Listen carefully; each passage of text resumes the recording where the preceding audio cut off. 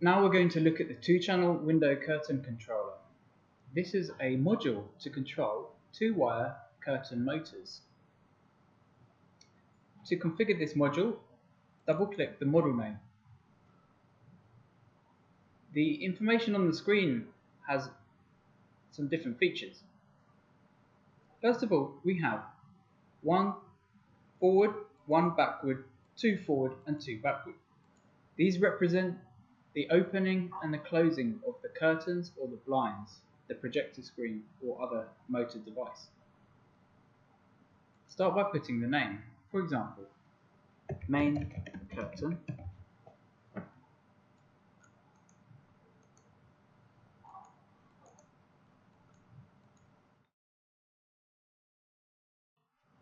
This is just an example.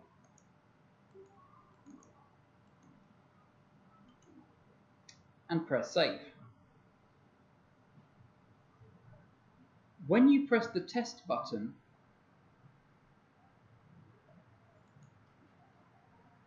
the relay on the module will activate. Now I pressed forward. When I press backwards, the other one will activate. Same for curtain 2.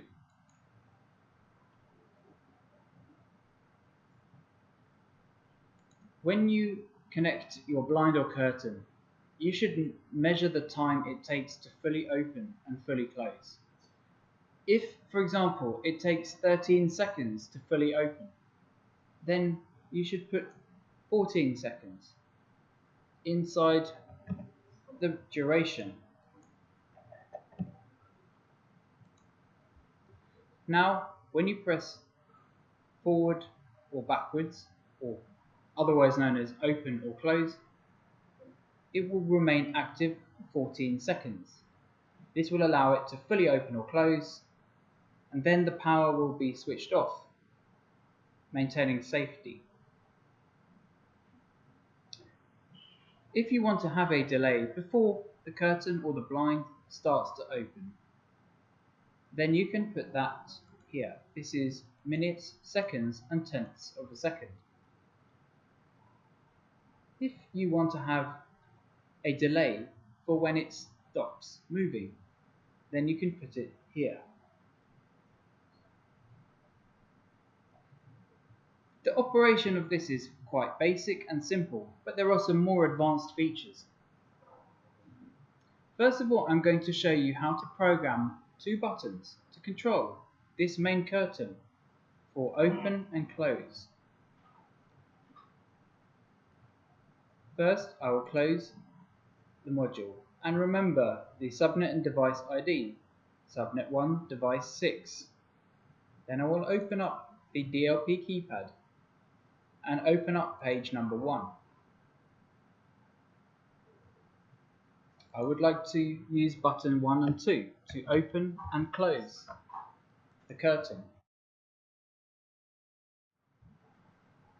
I recommend to use single on-off mode for the buttons.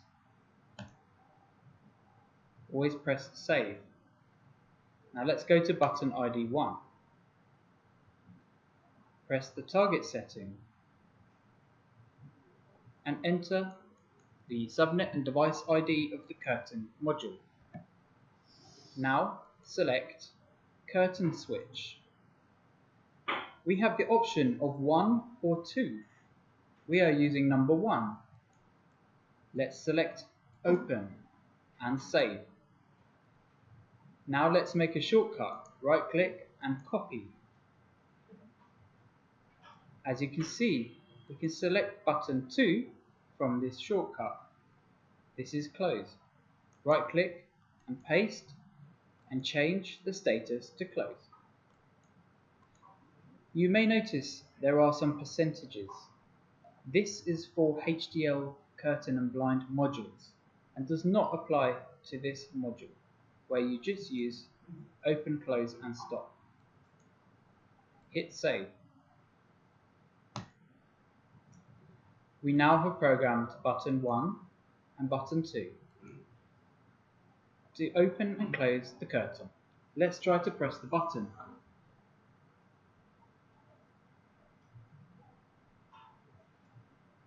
As you can see, only one stays active at the time. Let's make the graphic for this option. Go to Function, Image, select DLP, unselect only page 1,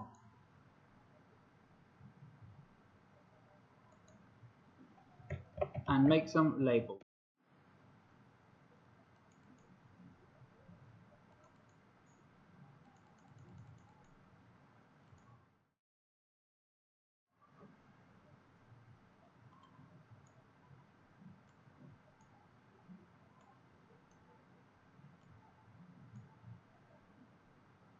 Click Upload.